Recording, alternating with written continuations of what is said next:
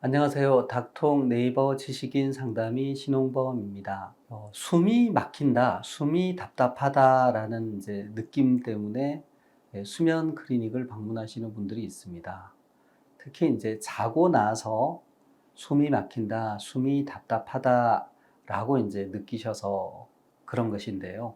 그냥 우리가 이제 활동할 때 뭐 숨이 막히고 숨이 답답하다면 폐에 어떤 질환이 있는 거겠죠. 뭐 폐렴이라든지 아니면 뭐 천식이라든지 그런 호흡과 관련된 폐 질환이 원인일 수 있는데 그게 아니고 그러니까 낮에 활동할 때는 문제가 없는데 유독 밤에 자다가 깼을 때 좀 심장이 빨리 뛰고 숨을 몰아쉬게 된다든지 아침에 자고 일어났는데 왠지 이렇게 호흡이 고르지 않고 호흡이 좀 답답한 느낌, 호흡이 제대로 안 되는 느낌, 한숨을 쉬게 된다든지 네, 이런 경우에 나 호흡에 무슨 문제가 있는 거 아니야 이제 이렇게 해서 오시는 분들이 있는데요.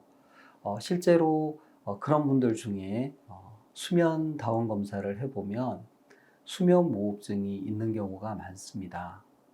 수면 무호흡증이라는 게요. 우리가 잠을 잘 때 기도가 좁아져서 호흡을 제대로 못하는 겁니다. 그러니까 중요한 거는 잠을 잘 때 나타난다는 거예요. 우리가 이제 잠이 들면 우리 몸에 근육의 힘이 다 빠지는데 예를 들어 이게 목 뒤쪽이고 이게 혀라고 치면 혀 근육에 힘이 빠지면서 이렇게 뒤로 밀립니다. 그러면서 공기가 지나가는 길을 좁게 하거나 아예 막아버리는 거죠. 이런 상태가 수면 호흡 장애입니다. 그러니까 잘 때 호흡을 제대로 못하는 거고 우리 몸에 산소가 부족하게 되는 것이죠.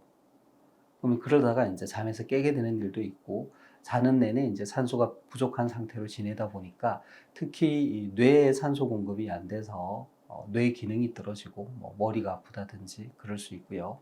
또 산소가 부족해지면 심장도 타격을 받습니다. 그래서 뭐 심장 부정맥이나 경우에 따라서는 이제 협심증, 심근경색 등이 나타날 수도 있습니다.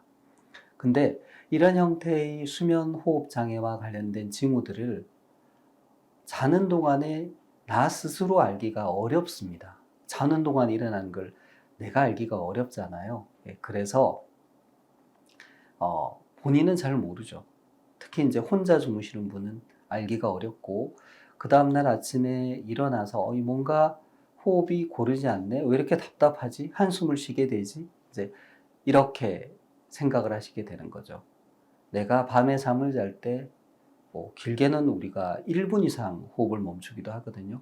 그렇게 호흡을 멈추다 보니까 호흡의 리듬이 깨집니다. 그러다 보니까 그 다음날 정상적으로 호흡을 하려고 해도 뭔가 원활하지 않고 답답함을 느끼게 되는 것이죠. 이게 이제 수면 호흡 장애가 낮 동안에 호흡 곤란을 유발하는 것이고요.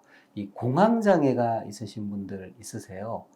공황 장애는 뭐 불안 장애 한 종류인데 갑자기 불안해지면서 숨을 가쁘게 몰아쉬고 거의 죽을 것 같은 느낌이 들고 응급실을 방문하게 되고 그러나 막상 심장이나 폐에는 특별한 문제가 없는 경우 많습니다. 근데 이런 공황 장애가 있는 분들 중에 야간에 수면 호흡 장애가 있는 경우가 많습니다. 밤에 잠을 잘 때 호흡 곤란이 있으면 그 호흡의 리듬이 불규칙해지고 아침에 일어났을 때 뭔가 답답한 느낌이 드는 거죠. 근데 이제 공황 장애는 상당 부분 좀 심리적인 요소가 많이 작용합니다. 호흡이 좀 곤란하다고 생각이 되면 점점 더 힘들어지는 것 같은 느낌이 들거든요. 그러니까 그러다 보면 어, 이제 감당이 안 되는 상태가 되는 거죠. 자, 그래서 자고 나서 뭔가 호흡에 불편을 느낄 경우에는 수면 호흡 장애, 그러니까 수면 무호흡증입니다.를 의심해 볼 수 있고요. 수면 클리닉에서 수면 나온 검사를 받아보시면 자는 동안에 내 호흡에 대한 그림을 다 그려서 볼 수 있습니다. 이상 있는지 볼 수 있고, 그리고 치료법으로는 이제 비수술적인 치료로 양압기 치료가 있습니다. 안전하고 효과적입니다. 수면다운 검사, 양압기 치료 모두 다 건강보험이 적용되기 때문에 큰 부담 없이 시도해 볼 수 있습니다.